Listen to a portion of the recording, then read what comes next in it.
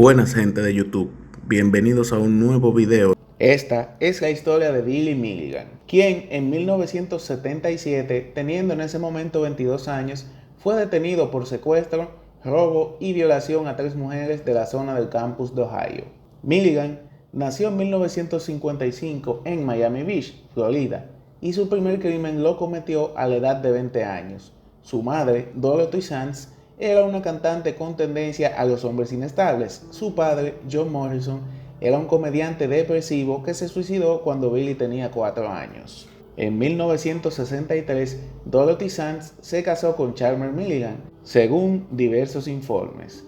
El padrastro abusó sexualmente de él y lo torturó repetidas veces. Lo colgaba de los dedos de los pies y las manos en un granero de la familia. De acuerdo a los psiquiatras, el abuso hizo que la personalidad de Milligan se dividiera como un mecanismo de defensa para escapar del sufrimiento. Las cosas no mejoraron durante su adolescencia. Fue suspendido del secundario tras entrar en una especie de trance que lo llevó a vagar por las calles. Sus padres lo mandaron a un hospital psiquiátrico en Hilltop, en Columbus, donde se le diagnosticó una neurosis histérica. Sin embargo, a los 3 meses fue expulsado y tiempo después se unió a la Marina, de donde también fue echado por no lograr adaptarse. Por esos años, unas mujeres acusaron al joven y a un amigo de violación. Milligan argumentó que eran prostitutas y que, como él no había podido llevar a cabo el acto sexual, no les quiso pagar. Un juez los declaró culpables y él tuvo que cumplir 6 meses en un campamento juvenil de Zanesville. Tras su liberación, comenzó a trabajar como guardia para un traficante de drogas. A fines de 1974, 2 mujeres transgénero se acercaron a él en una parada de autobús. Las golpeó y tomó sus carteras. En 1975 fue sentenciado a 2 años de prisión culpable de violación y robo armado, por lo que permaneció 2 años en prisión hasta que fue puesto en libertad a principios de 1977. En octubre de ese mismo año, fue arrestado por abusar sexualmente a 3 mujeres en el campus de la Universidad Estatal de Ohio, en la localidad de Columbus. Habían evidencias contundentes de los casos, por tanto, no solo fue identificado por una de las víctimas, sino que dejó huellas dactilares en el auto de otra, y además rompió las condiciones de su libertad condicional, que le prohibía portar armas. Esto derivó en una acusación de 4 violaciones, 3 secuestros y 3 robos agravados. A finales de octubre de 1977, los estudiantes de la Facultad de Medicina de la Universidad Estatal de Ohio estaban conmocionados por los sucesos ocurridos. En tan solo 8 días, 2 mujeres habían sido secuestradas, obligadas bajo amenaza de muerte a cobrar cheques en bancos cercanos y luego violadas. 4 días después, una tercera mujer, estudiante de la universidad, también fue abusada. La policía patrulló la zona y detuvo a un sospechoso. Se trataba de Billy Milligan y fue conectado a los hechos por sus huellas dactilares encontradas en el auto de otra víctima. Tras el arresto, el entonces supervisor de investigaciones policiales acompañó al sospechoso al cuartel de policía y notó algo extraño en su conducta. No podía decirte lo que estaba pensando, pero era como si estuviera hablando con diferentes personas en diferentes momentos, explicó el investigador. Uno de los fiscales a cargo del caso también fue testigo del extraño accionar. Su patrón de habla era diferente, sus acentos eran diferentes y además se sentó de diferentes formas en la silla, dijo el fiscal. Billy Milligan es mejor conocido como el agresor sexual de las múltiples personalidades. Tenía 24 personalidades según cuenta la historia. Fue encarcelado y se le asignaron defensores públicos para que trabajaran en su caso. Sin embargo, en el curso del proceso, una evaluación psiquiátrica en la que Milligan reveló que no había cometido ningún delito, sino que era Reagan quien había robado el dinero y Adalana quien había violado a las mujeres. En 1978, un juez del Tribunal de Primera Instancia del Condado de Franklin declaró a Milligan no culpable por demencia.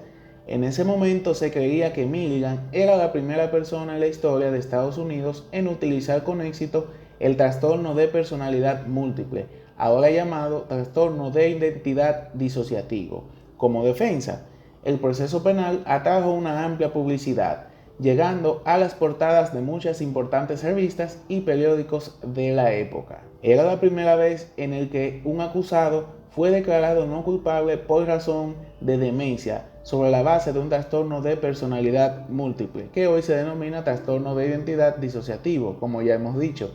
El juez J.C. Flowers calificó aquel día del caso como triste para las víctimas y para el acusado.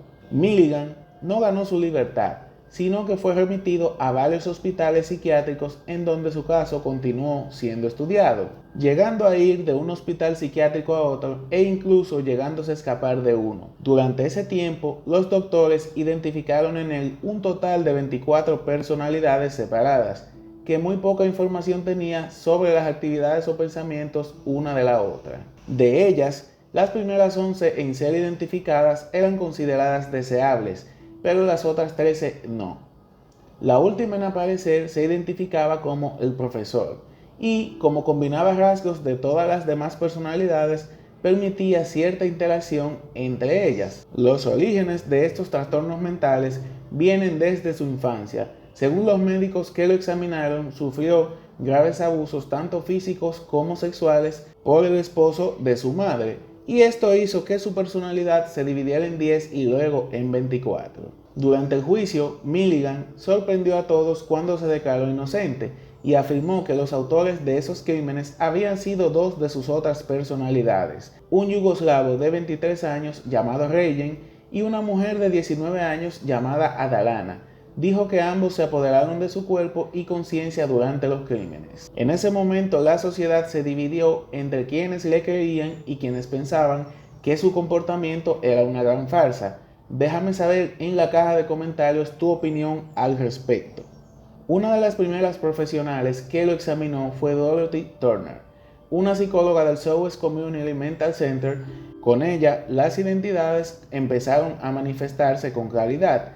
De acuerdo a la revista Time, esto sucedió cuando Milligan respondió a una pregunta y dijo: Billy está dormido, yo soy David. En 1988, los psiquiatras que lo atendían consideraron que la terapia había funcionado, logrando que las 24 personalidades de Milligan se fusionaran nuevamente en una sola. Gracias a esto, ya no era más un peligro para la sociedad, y tras durar 3 años más en atención ambulatoria, finalmente fue dejado en libertad en 1991. Luego se mudó a California para trabajar con directores de cine, incluidos Cameron y Joel Schumacher, en posibles adaptaciones cinematográficas de su vida. Sin embargo, ninguna funcionó, y Milligan terminó demandando a Cameron y a un socio productor, según algunos medios de comunicación. Milligan se declaró en bancarrota a fines de la década de 1990 y regresó a Columbus, Ohio, donde murió en el 2014 de cáncer a la edad de 59 años. Se hizo un documental para Netflix respecto de la vida de este criminal, que abarca desde su nacimiento hasta su muerte. Otros directores de cine estaban barajando la idea de hacer películas respecto de este caso, incluido Leonardo DiCaprio, pero esto nunca se llegó a concretar. El miércoles 22 de septiembre, Netflix estrenó Monstruos Internos, las 24 caras de Billy Milligan, una serie documental sobre este hombre, dirigida por Oliver Megaton. El director de la serie documental afirmó que su propósito no solo es contar la historia de este hombre, sino honrar a las víctimas que quedaron opacadas por lo inusual de su diagnóstico y del veredicto del juez que llevó el caso. Teníamos que ser conscientes de que él no era víctima de todo esto. Seguro necesitábamos tener la empatía al respecto, pero lo que pasa es que sí cometió algunos delitos, dijo el cineasta. Vaya historia tan inquietante y perturbadora. No quiero ni imaginar el sentimiento de impotencia de sus víctimas luego de la sentencia del tribunal. Déjame saber en los comentarios tu opinión al respecto. Si les ha gustado este video, por favor déjenme su like, comenten, compartan este video con sus amigos y suscríbanse a este canal. Muchas gracias por su atención.